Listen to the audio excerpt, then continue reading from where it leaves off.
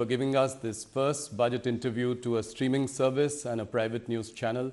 Through this interview, you will reach the length and breadth of the country through all our News 18 channels, CNBC TV 18, CNN News 18, News 18 India, and a slew of digital properties, moneycontrol.com, First Post, and news18.com. Thank you so much for this.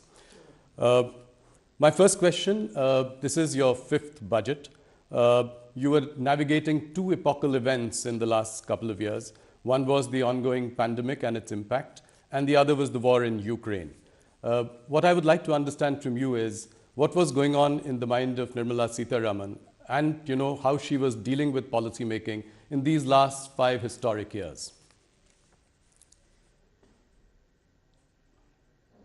Starting with a very difficult question, because difficult not for any other reason but to capture the experiences, the as I say, anubhav, going through that, and also to look back at it now when you're probably slightly out of it. It's very difficult to describe in, let's say, a short brief answer. I can understand. But yet, if you have to really capture it, I had no precedent before me to handle such a situation. There were no given templates. There were no examples to follow. And there were no theories which would have worked in such context. So essentially, we were going by continuous conversation with all kinds of stakeholders. Those who have directly some thing to say about the industry and its suffering, MSME and its suffering, or even those who are observing it with a more discerning eye. So we had to engage in conversation continuously with all people, take their view, weigh it for ourselves to see which one is all right, which is more suitable for us and which is not. Yes. And also take courage in saying it may not work out for us in one particular way, because eventually somewhere all this has got to be answerable. And therefore, I think I would immensely recall the ways in which Honorable PM led the conversation with us. He would never tire himself from meeting us. He would never say, not today. So with all necessary precautions taken for COVID, following the protocol, we would still meet and talk about things. But eventually, whatever has been at that time decided and put out as schemes, one thing which was not so much relevant for dealing with the pandemic itself, but yet had to be done, was not to let go the opportunity to continue the reform process. Yes. So that was carried on. But we may do so many things. We may have a stable leadership, clear-headed leadership, which stands by us and gives us the guidance under the Prime Minister. And we may come up with the proposals and also launch some specific schemes at that time to benefit, to give relief and so on. Eventually, it is the way in which the people of India have absorbed it all. Absorbed it and found best ways to go around it with this kind of a succor which is coming from the government, or some hand holding which is coming from the government. May not be adequate, but so the credit goes to the people of India for having so been in clued position with the government's every decision making, and kept pace with it all. And that is why today we are where we are. Entirely the way in which people of India have absorbed whatever has been done from the government side and put it to effect in the ground. No, you make a very important point. I think you never gave up on reforms in the last so many years. Despite, come what may, pandemic, war in Ukraine, and that I must concede. I clearly remember that many experts and economists at that time panned the government, panned India, that we were not doing enough for stimulus in the COVID period. And I remember they cited examples of Western economies, European economies, saying that, we should at least give 10 to 20% of GDP. That's the bare minimum we should do. Now, in hindsight, do you think that it was good to ignore that advice and, be tight-fisted, and that is showing up today? Yes, that is why in answering earlier your question, we had to do our homework for every such input which came in at that time. Why? We could have always said, no, this is what appeals to us, and we would have gone ahead. No, but we had to consider every such advice which came in, and also go through the depths of what it would mean, how will it be executed, whether it can really bear the results, and so on. Only because whether we choose one way or not, we should know why we have not chosen a particular way and be able to justify saying our understanding was this, and that's why we didn't take it. Today I have the advantage of looking back at it and say, good that I didn't take it, because the results would have been very different. But the fact remains that we went through every one of the suggestions with equal open-mindedness and rigor. So, Nirmala ji, if I look at this budget, coming to this budget, the central theme, and you've elaborated, you've articulated it in your speech subsequently as well, but I would still like to ask this question, that there is a big push to capital expenditure on one hand. On the other, you've also given a lot of money into the hands of the middle class and the rich, so that there is a consumption boom. All this while keeping the fiscal discipline in place, as you had promised, 5.9%. So that's giving some comfort to everyone. What I want to understand is, what are the few outcomes, big outcomes that you're looking at from this budget? If well executed, if the states and the center work together, I expect tourism to really see a sea change, flow of people coming in both from one other states and also from abroad. It should actually be a good way of keeping the economy active. If that is going to be this year and also medium term, I also see the momentum that PM Vikas scheme is going to come up with, because what it does, at least from the way in which I have done this work on understanding that scheme and to see how best it can be tailored, it touches that segment which is sort of self-employed, which has skills, which may be traditional skills, but which are very productively used, and that itself has a huge market, niche market of its own. If by launching PM Vikas, we will be able to touch upon a large section, not confined to any particular few castes which go by the description Vishwakarma, but we are including everybody who uses his hand with some tools, produces things. That's a huge layer which doesn't get covered under A scheme or B scheme or C scheme. Now we are touching them. We are actually giving that material difference of receiving better attention, better raw material, better marketing, better professionalized way of aggregation and so on, with better fair rated credit from bank and so on.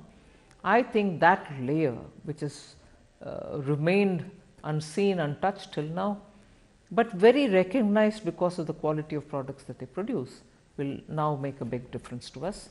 Equally, the push on green is not going to be any less. In every sector, there's been provisions made in the budget for them to do the transition from depending on fossil fuel to a renewable energy source based fuel. And that will touch every walk of life, not just farmers, not just women in household, both from the point of view of user and also producer. You will generate enough power for yourself and be able to also sell it. And the final but most important, I would think, is the way we are going to shake up and also give life to the self-help women's groups which exist in the rural parts of the country. Some states have extraordinarily done well on SHGs in the last few decades. It's not as if they have been formed only today. A couple of decades they've been on the ground. 81 lakh of them, groups, exist. and it is they who we are now trying to aggregate, bring them together like clusters, see what they want to do in terms of production or services. For instance, I just bring in a very private sector example. Lijjat, the papad, after all was a women's somewhat self-help group. Look at the kind of product, the quality, the branding, the perception about what is Lijjat can always be superior in quality. There is never a compromise on it, and people seek it, even though from the general papad pricing it is slightly higher in price, but still people prefer it. So like that, SHGs, and I don't want just to end with papad making, it should be everything else also. So depending on the skill sets available, the raw material available, we want to make sure that SHGs do come in to benefit from government policy and also through digital marketing, run professionally as well. That's interesting. You know, your budget was very well received by the markets. In fact, while you were speaking, the markets were really going up. But you know, the rout in the Adani stocks somewhat spoiled the party. You know, there is a general nervousness in the market. How does your government see this? I look at the budget for having covered all the sections of the society. We've tried, and it has been a detailing that which has consumed a lot of time in preparation of this budget. The details is what has brought the difference in touching so many different sectors and segments of our society. We've got something on offer for each one of them. So therefore, if it's being received very well, I'm very glad. But of course, that motivates me to be able to now take it upon myself to better implement it down to the last person who's aimed at. So I would think the impact of the budget, the immediate impact of the budget on the market, and subsequent to, let's say, for whatever reason it trailed back, I think in the next few days the budget's impact will still continue to hold the markets high. You know, the opposition is taking aim at your government, saying that the banking and insurance companies have large exposure in Adani stocks. You know, and the investors and the broader market is looking to you for some direction on this issue. Is our banking and insurance system resilient to take this shock? I want to recall the words, you know, coming from the horse's mouth has greater credibility. Both the SBI and LIC have issued detailed statements, and I know the chairperson or the CMD has himself come out and explained how they are not overexposed or whatever they said, and also said, look, we are sitting over profits for the exposure that we have, which is well within the limit. That's what I understand they have said, and I've again read it through the media.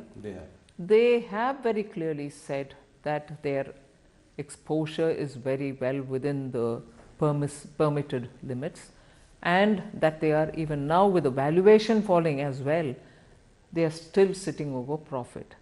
So if that is the horse's mouth, as I refer to, word from the horse's mouth, but in general, both with the RBI, we do have the Financial Stability Board's meeting, which happens once in 6 months. We meet, even recently we have met. So I can only very clearly say, both the RBI and we, because of the FSB's meeting, Financial Stability Board's meeting, know that the Indian banking system, if anything, at this stage, for me to use this word, I want to use it with a sense of responsibility, like having gone through the twin balance sheet problem. Indian banking sector today is at a comfortable level, with their NPAs coming down to absolutely low levels, recovery is happening, and their position is very sound, which gets reflected in the fact that when they go to raise monies in the market, they are absolutely comfortably raising monies as well. So the entire macroeconomic analysis which any expert would do also highlights the fact that how comfortable the Indian banks are placed in. That cannot be that if they are at risk. Some of the global investors as well, as a knee-jerk reaction, seem to have pulled out some money in the last couple of days. Some have put, fresh investments on hold. What would your message be to the global investors? India remains as before an absolutely well-governed, stable government and also very well, regulated financial market. And as a result, I think the investor confidence which existed before shall continue even now. Our regulators are normally very, very stringent about certain governance practices, and therefore they should, one instance, however much talked about globally it may be, I would think is not going to be indicative of how well Indian financial markets are governed. So many lessons have been learned over the decades, and therefore I think our regulators have kept our market well in prime and prim condition. Thank you. That's very reassuring coming from the Finance Minister. Let me move on to the next question around the budget, and this is to do with the economy. The current, is the current recovery due to pent-up demand, or do you think that this will be sustained?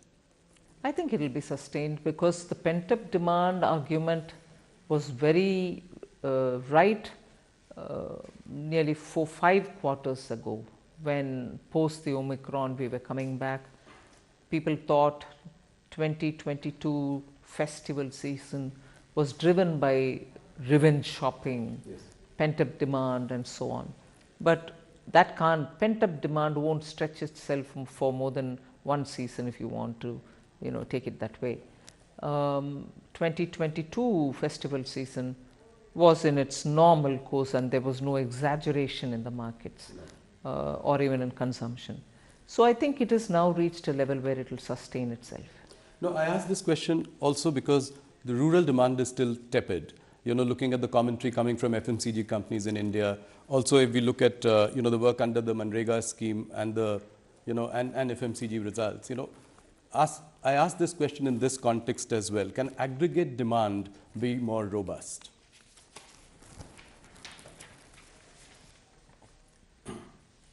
I'm sure you observe the Indian economy as well, yes, in all its great detail.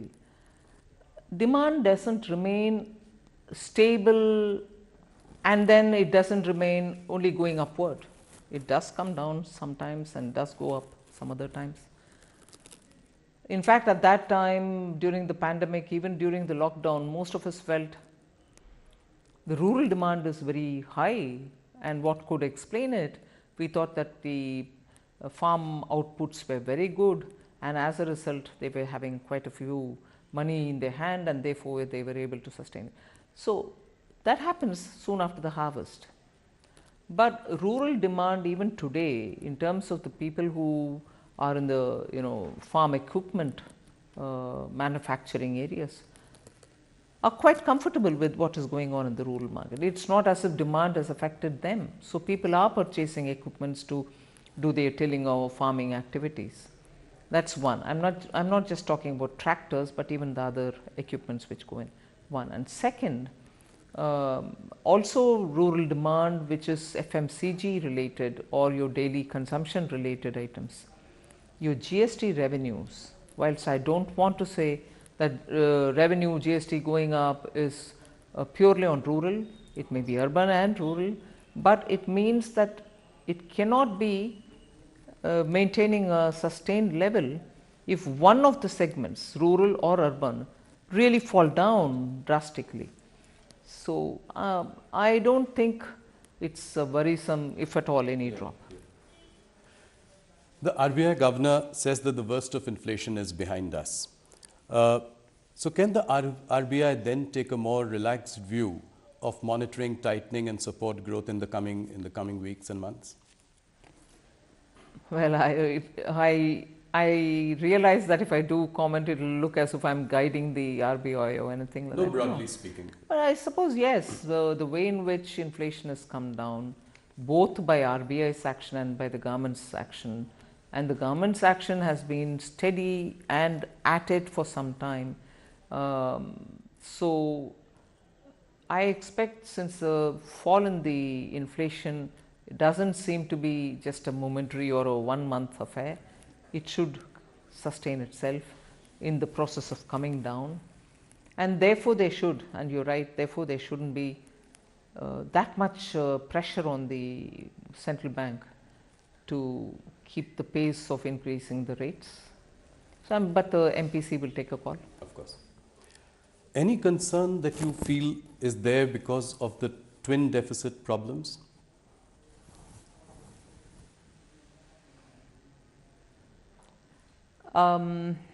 It's not as severe as before. Yes.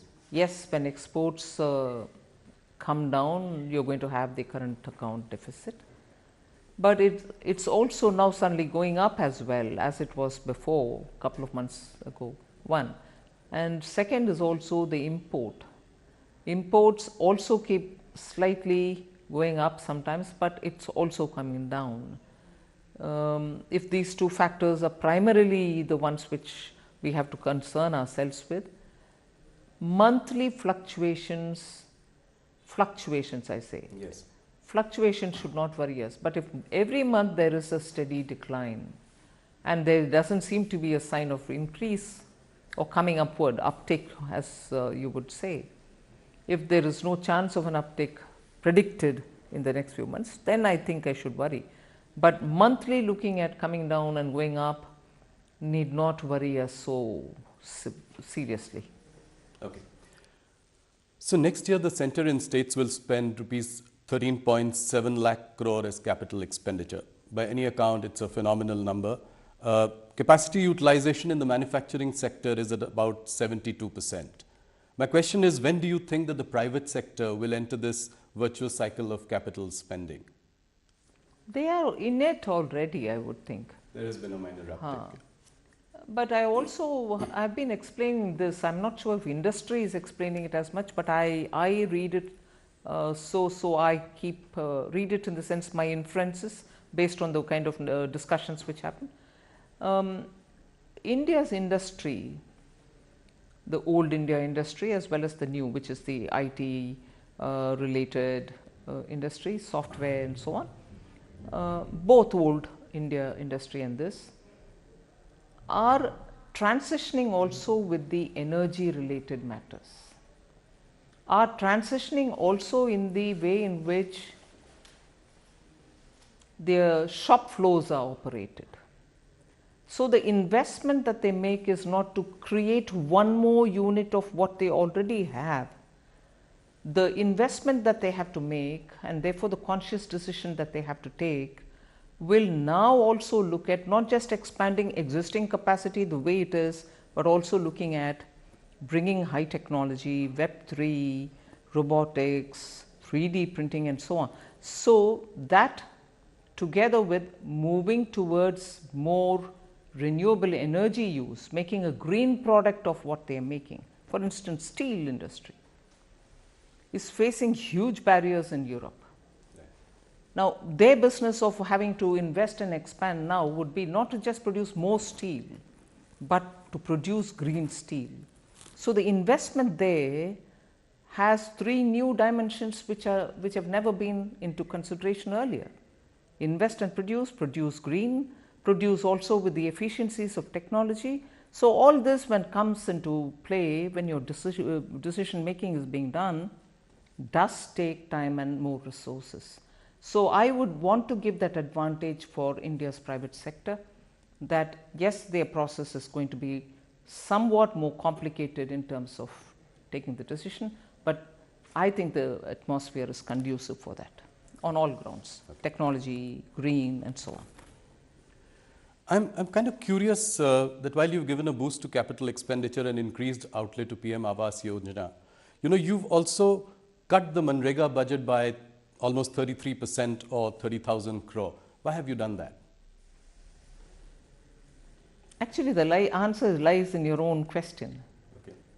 PM Awas Yojana is also to be done by workers in the area, rural area, who normally would have gone for, let us say, in the absence of this, would have gone for Mahatma Gandhi Rural Employment Guarantee Scheme. Right. That's one answer, because even this has got to be done by people in the rural areas who are looking for jobs, just as Jal Jeevan Mission also goes through rural works So they have these opportunities as well, which are coming not in a small incremental change, 6% increase, 79,000 crores for PM Awas, and also Jal Jeevan also getting a huge allocation. So these two also are there along with them. Second, Manrega is a demand driven scheme. The more people come saying we want the job, we give them the work. So what is stated at the budget time estimate tends to keep adding to its resources or demands based on what comes from states. I need more. Then we add more to it and go to the parliament with a supplementary demand. So if you see the last 3 to 4 years, inclusive of the COVID year, naturally, yes, the BE number and the RE numbers are so different in that the RE is much higher. And if you now go back to the last 2 years where the actual numbers are available, BE, RE and the actuals, you will see the actuals are lots more than the BE, and in some cases exactly as much as the RE, which is enhanced, or even better than the RE in increased amount when you realize it in the actuals. So you end up spending a lot more even as you're going on. So I'm a bit now worried that this is becoming a staid question. Manrega, you cut it. Just see the pattern for the last 3 years. It starts with a number at the BE, keeps going on because it's demand driven, and when the supplementary demand stage comes, it's actually a lot more. Yes. So more opportunities have been created, so that's right. Yeah, so I agree. You know, the real average GDP growth rate is 6.5%, as the economic survey says. With a little more reforms, the survey posits that it could even be a little higher at 7 to 8%. Now, what is the realistic and the desirable sort of growth rate for India if it were to become, you know, the third largest economy in the world by the end of this decade? Desirable is one thing, but that desirable number will have to be tempered down by the global realities. Yes. The kind of uncertainties with every economy in the world faces. I don't think any one economy is so immune that the global volatilities don't affect them. So every economy is affected, particularly for a country like India, which for at least 2 critical items entirely depends on imports: fuel, fertilizer. So when you're looking at importing that many big ticket items, your uncertainties are lots more and lots more pronounced. But even provisioning for that and building a budget, we have definitely ensured that we will be not as much affected by such uncertainties as would any other country be. And therefore, the numbers that we've given for the growth is very realistic. Right. You know, one thing that struck me this time when I was listening to your budget speech was the absence of any mention of disinvestment or asset monetization. Why was that? You know, why has that at least seeming to take a back seat in the last year or so? No, it is still there in the budget documents. Right. It may not have been a part of my speech, but it is in the appendix to the speech. It's also in the rest of the documents where we give the actual numbers and the activities which are going on and so on. See, the cabinet has after all taken a call that certain companies will have to be privatized, and that motion has the approval of the authority concerned, which is the cabinet. So the process goes on. But of course, because we will have to also see when is the best time for it to be done, given the fact that we have already done the homework and kept it ready for just going out to the market, this consumes a lot of time, this preparatory time. Absolutely. Yeah. Post that is when we literally watch out for the market and then put it out. So both the factors, preparation and best time in the market, influence when you put it out. The process is on many of these items. So you're saying it's a question of timing. The commitment to privatization remains as strong as ever. Absolutely, particularly on those where the cabinet has already given the go-ahead. So last year you'd spoken about the privatization of 2 PSU banks. What happened to that? Have you identified the banks? Is the process on? This is what is happening. The process is on, the amendments will have to happen in the Act, Right. and then also look at the market, and then it'll have to go through. So it is very much on. Of course it's on, because the Cabinet has given the approval. Right. So, Nirmala ji, the export sector is suffering because of slowdown in major markets. What are the options to mitigate the impact of weak international economies for us today? See, it has two-sided problem. One, you have to make up for those handicaps that Indian exporters face, whether in logistics, whether it is the cost of electricity, or whether it is any other inherent handicap that they may have in terms of labor, or in terms of the place they are located in, and so on. So for these inefficiencies because of certain handicaps,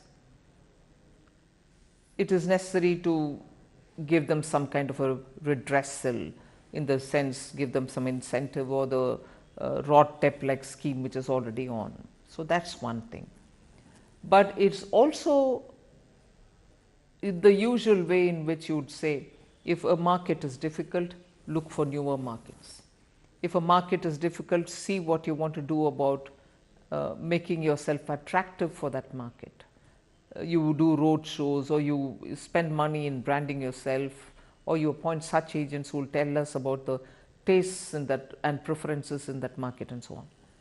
And looking for another market, you will obviously spend some money and go on road shows, open up avenues there. But today, the typical problem that you face, not just you, meaning Indian exporters, but many face, is the lack of demand in those markets because of recession, which are normally our marketplaces where we send our products, whether it's your textile, whether it is your diamonds, whether it's your gems and jewelry, whether it is your tea, whether it's your basmati rice, and so on.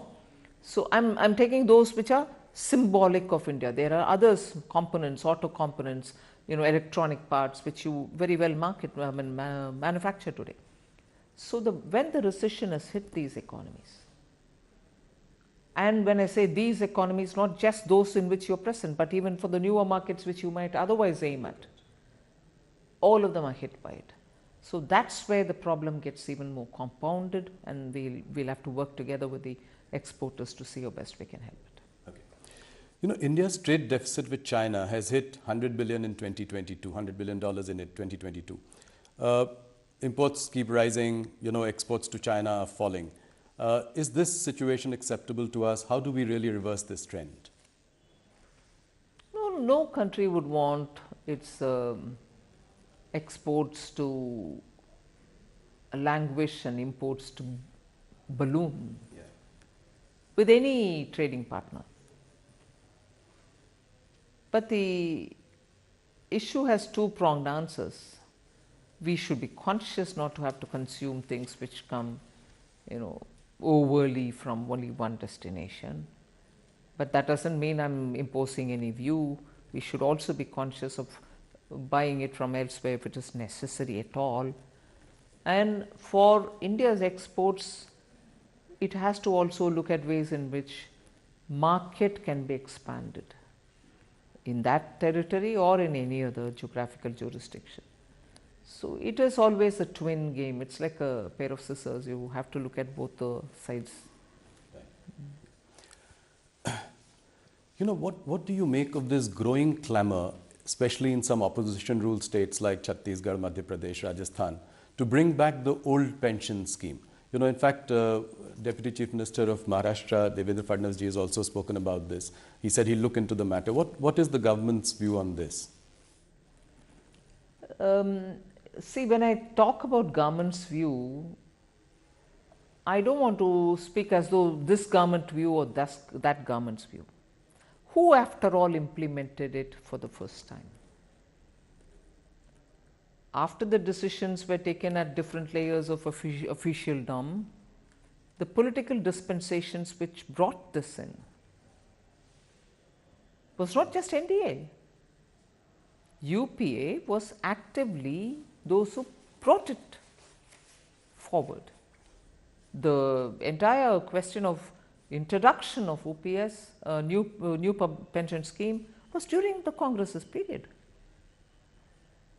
They didn't at that time talk about rollback. They didn't at that time talk about any, bringing the old system back or anything of that.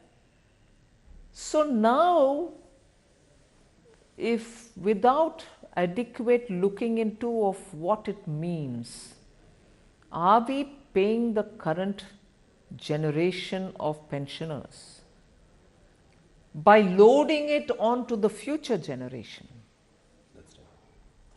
And how far, because in government the arguments will quickly come back to you saying, but when government borrows, it's also leaving a burden on the future generation and so on. But that's the argument. Would we all look at what is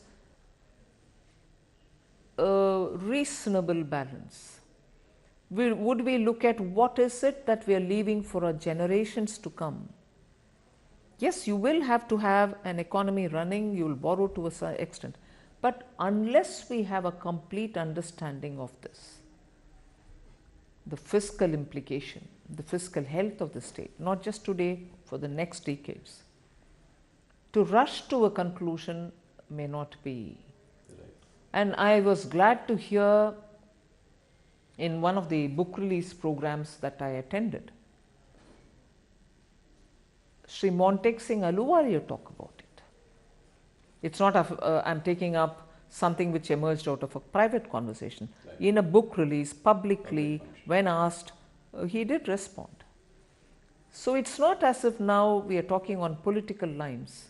We have to talk on Indian economy, its strength, not just Indian economy as Government of India, but every state's economy, and then take a call on it.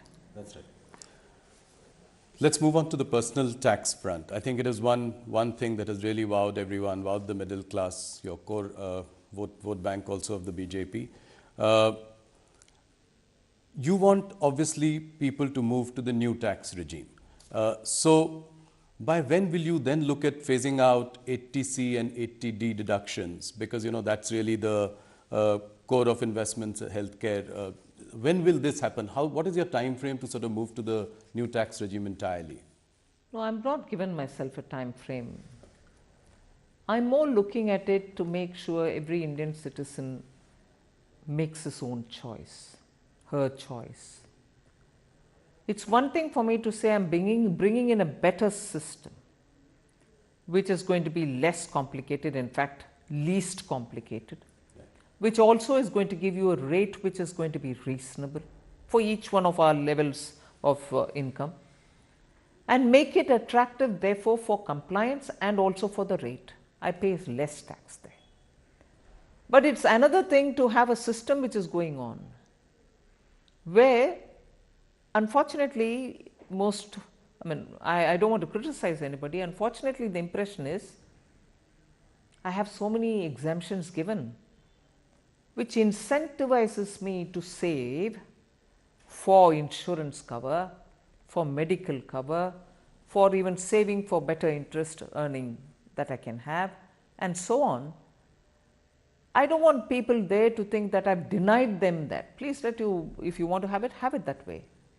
But it's not just one government or the other. In general, the philosophy that governed it was you'll have all those exemptions and you'll feel tempted to have yourself cover, insurance cover, give yourself insurance cover or savings or whatever. But your tax rates were so high. Yes. So it's nice to give you some incentives, but good enough for me to have a big return in terms of the tax that I collect. Yeah. But whereas what I'm giving you now, which was introduced 2 years ago, this is the second regime, and Prime Minister was very clear that taxpayers should know actually what they're paying and exactly feel comforted that they're not paying much, and actually bring in rates down, make it simple so that anyone sitting at home should be able to file their returns and know, and that's the end of the story. I don't need to keep immense documents and so on. So we brought that in, and steadily we are making it attractive, but not forcing anybody to get out of the exemption regime. But the fact remains there that the rates have been very high and you still got some discounts so that you can go with your... So how many people do you think will migrate? Any sense that the government has? I'm more talking about the layers which are covered Yes. by these, beneficial tax rates. I would think in that layer at least 50% will come 50%. That's a big number. And what is the current number? Any idea that the government has of that? Yeah, I have a number, but I don't think I can off the cuff say it. Okay. This is a slightly broader question. You've been extremely successful in widening the tax base. As the base has widened, the tax slabs tend to go down. Do you think that could you consider in the long run bringing the top tax slab to 25%, just in line with your corporate tax rate, top corporate tax rate? Would that be the vision going forward? Well, eventually the tax rates must be absolutely low and the assessee friendly. Citizens cannot be burdened with taxation. But that is when I have widened my base sufficiently. It can't be that few people pay and they pay huge amounts and I have to run the system. It shouldn't be that. It should definitely be wider the base, lower the tax, and therefore achieve both the objectives of collect your tax from those who can pay it, but collect enough so that you are able to run your schemes. The new income tax regime, there is a feeling that it disincentivizes savings. How do you react to that? I gave you the logic. Yeah. I can always incentivize you, go for insurance, go for savings, go for this, and come up with a fantastically high rate and say, all right, I've given you discounts, but I need my money. Instead, I'd prefer a completely acceptable and lower rate of interest, lower tax rate, and people to feel that, all right, I'm not being burdened, there's no reason for me to avoid or evade the tax and pay it up. And you have the choice of deciding your own saving instrument, right? You're not. I was going to say, I'm on the side, or I belong to that school of thought which says, if the taxpayer is left with more money in his hand because we collect less tax, I would think that he's the best judge to decide where he has to put his money, and he doesn't need an incentive to run his family or to protect them from ill health or to not bother about his future, save for future and so on. So why do we want to underestimate our citizens? If I give very high tax rate, then I also have to tempt them to say, all right, go about saving it because I'm giving you some incentive here. But I've left more money because I tax you less. You are the best judge to do what you want with your money. Some of the experts feel that it was a rather bold move for you to reduce the rich tax from 42.7% to 39% in what is an election year. But is it that you've given some and taken away from the other hand as well, and so it's a zero-sum game in a sense? Where have I taken away? The real estate, earlier you could move money to real estate, now the cap is 10 crore, beyond 10 crore there is no. There are a couple of That's not taking away. It is like saying, beyond 10 crore of a house that you have, why do you want to also expect favors for a second or the third or the fourth? Correct. And there have been instances, I might say, without revealing any names or any kind of people who have bought house, sold house, made immense profits out of it, but who still enjoy these sort of, 10 crore house, I should still get my benefits from the government. So the bold move in an election year. But I'm not give and take there. Okay. I've not given away something and taken away something. I'm only giving. Okay. I've not taken away anything. So that's as I said, a bold move in an election year, because people don't expect you to do it. No, but if you're referring to the surcharge, which I brought down and which therefore is going to give benefit to some of the upper middle class and high net worth individuals. That's right. It's also because the Indian tax system should be seen for not being so harsh. With your 30% surcharge, you were reaching a total tax of 42 point something, 75 or something. 42.7%, yeah. 42% of tax taken away. Even a person who's that, talented enough, skilled enough, and is paid very well for his contribution to the firm and has a good earning. Yes. Take away nearly 42.7. Doesn't make our system look fair. Right. And therefore we brought it.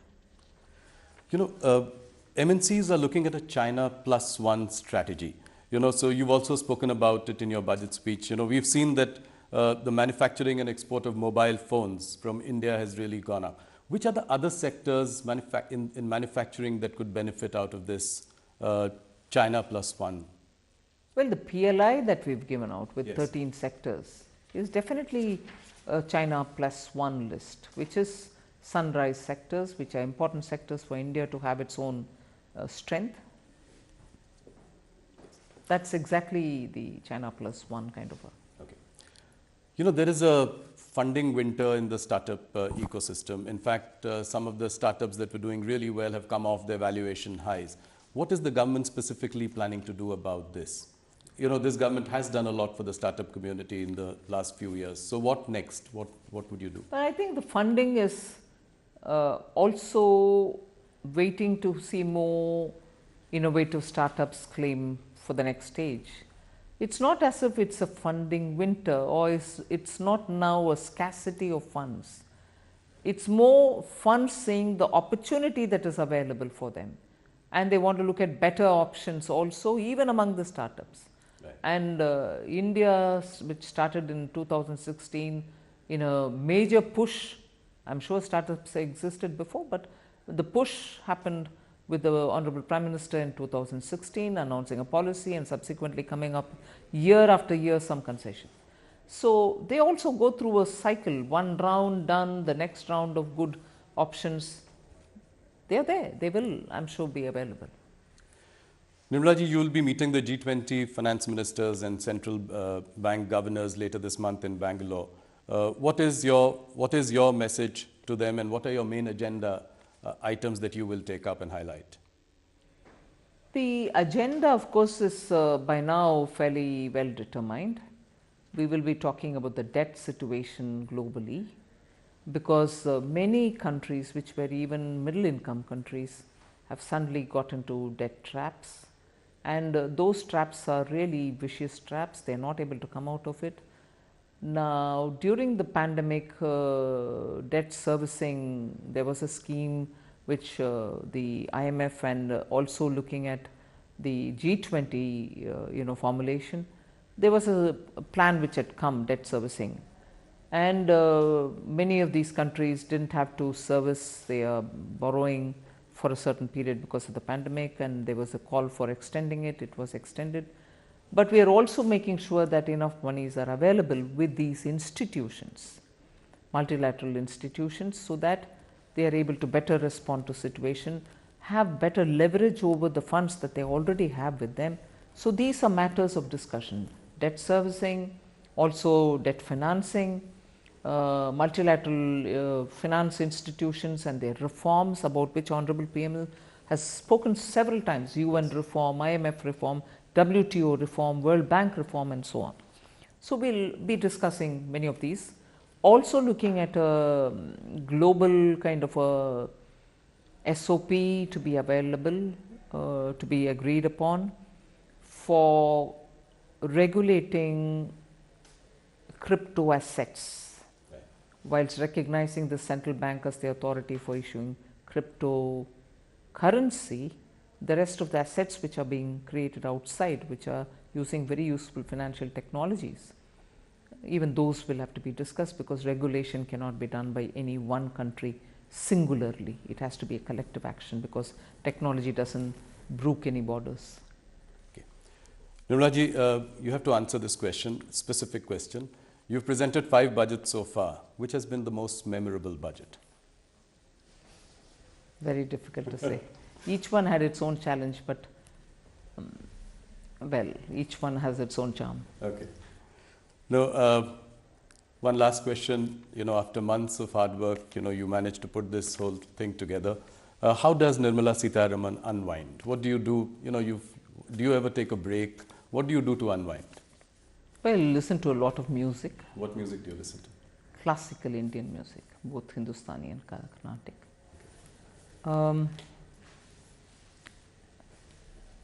I sleep well every day.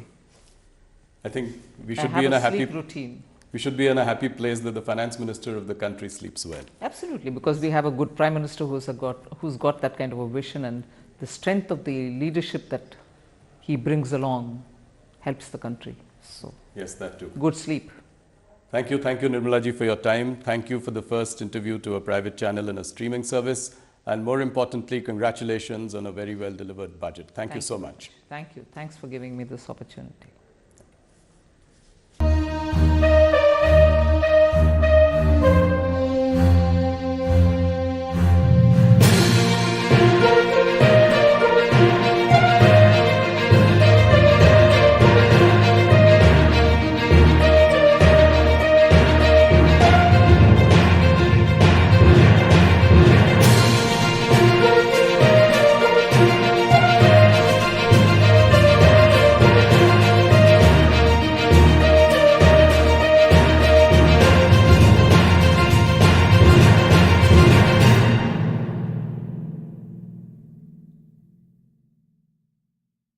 The length and breadth of the country through all our News 18 channels, CNBC TV 18, CNN News 18, News 18 India, and a slew of digital properties, moneycontrol.com, First Post, and news18.com. Thank you so much for this. My first question, this is your fifth budget. You were navigating two epochal events in the last couple of years. One was the ongoing pandemic and its impact, and the other was the war in Ukraine. What I would like to understand from you is, what was going on in the mind of Nirmala Sitharaman, and how she was dealing with policy making in these last 5 historic years? You're starting with a very difficult question, because difficult not for any other reason but to capture the experiences